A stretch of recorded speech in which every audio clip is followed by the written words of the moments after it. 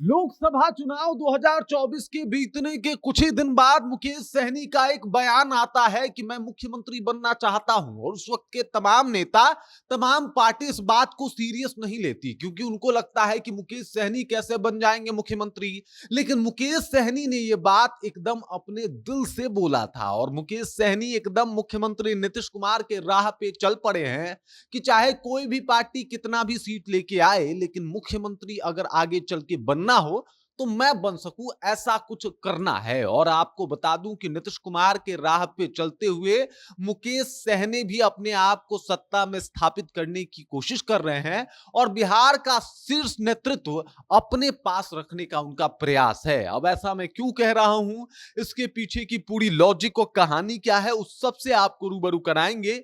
लेकिन उससे पहले मेरा परिचय जान लीजिए। मेरा नाम है रजत और आप जनता जंक्शन देख रहे हैं। आपको नीतीश कुमार के बारे में तो पता होगा कि ये सीएम किस तरीके से बने। ये पहले भाजपा के साथ गठबंधन करके सरकार बनाते हैं और उसके बाद कुछ टाइम बीतता है तो गठबंधन तोड़ भी देते हैं।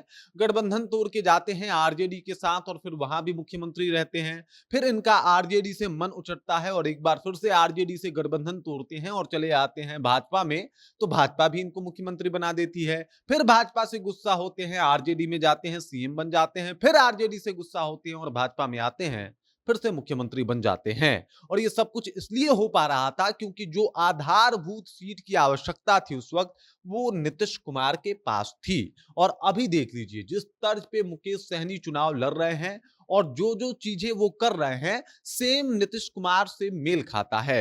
अब नीतीश कुमार के अगर आप समझे कि जातीय समीकरण क्या है जो इनको मुख्यमंत्री बनाता है, तो माना जाता है कि लौकुश समीकरण के आधार पे ही नीतीश कुमार जो है वो आज तक चुनाव जीतते आए हैं और इसमें इनका चुनाव का वर्चस्व रहा है। अगर आपको बता दूं, कुर्मी और कुशवाहा वोटरों को जोड़ दिया जाए तो लगभग 8-9% ये वोट जाता है। और मुकेश सहनी का दावा है कि सिर्फ मल्लाह वोटर जो है वो 10% के करीब हैं।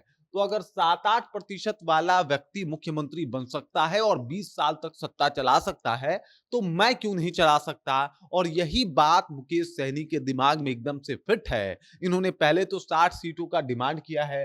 अगर मान लीजिए 60 सीटों पे ये चुनाव लड़ते हैं और इसमें से मान लीजिए जितना नीतीश कुमार का कितना है, 40 सीटें जीत जाते हैं, 3 सीटें कम कर देता हूं मैं, 40 सीटें जीत जाते हैं, तब भी सत्ता की कुंजी मुकेश सहनी के पास ही रहेगी। और इसी दाव में एकदम से वो 60 सीटों के ऊपर अड़े हुए हैं कि भाई 60 सीटें दो, अगर उसके बाद हमें इस गठबंधन से अलग भी होना पड़ेगा तो मेरे पास जो है वो लगभग 40 जीती हुई सीट होगी। और 40 जीती हुई सीट के साथ हम कहीं भी जाएंगे तो हमारा पूछ बहुत तगड़ा होगा और हमारा पावर जो है वो बहुत तगड़ा होगा। इन्होंने कहा कि वैसे तो मैं उप मुख्यमंत्री की कुर्सी से भी काम चला लूंगा, लेकिन इनके जहन में, इनके मन में बड़ा ख्याल है और वो ख्याल है कि भाई साहब हमें एक दिन मुख्यमंत्री भी बनना है, यानी बिहार के शीर्ष कुर्सी पे भी बैठना है जैसे नीतीश कुमार बैठे थे। मुकेश सहनी के दिमाग में ये बात बिल्कुल फिट है कि अगर 8-9% आबादी वाला व्यक्ति मुख्यमंत्री बन सकता है तो मैं तो 10% हूं लगभग, तो मैं क्यों नहीं बन सकता। तो फिर चाहे वो अब मैं महागठबंधन में रहूं या फिर महागठबंधन का साथ छोड़ के एनडीए में चला जाऊं, मेरे तो दोनों हाथ में लड्डू रहेंगे जैसे नीतीश कुमार के हाथों में हुआ करते थे। इन दिनों इनका बयान भी रहा कि भाई साहब हम 60 सीटों पे चुनाव लड़ेंगे, एक बग्गा होके इस बात को कह रहे हैं क्योंकि अगर ये 60 सीट नहीं मिलती है तो फिर मुकेश सहनी को मुश्किल होगा अपने टर्म्स पे, मतलब खेलने में। बिहार चुनाव में अगर अपने टर्म्स पे खेलना है तो कम से कम आपके पास अगर 40 जीता हुआ विधायक है तो आप मुख्यमंत्री तक बन सकते हैं और इसमें कोई दो राय नहीं है। जो पार्टी में जाइएगा वो पार्टी आपको सर आंखों पे बिठा के रखेगा जैसे नीतीश कुमार को रखा है।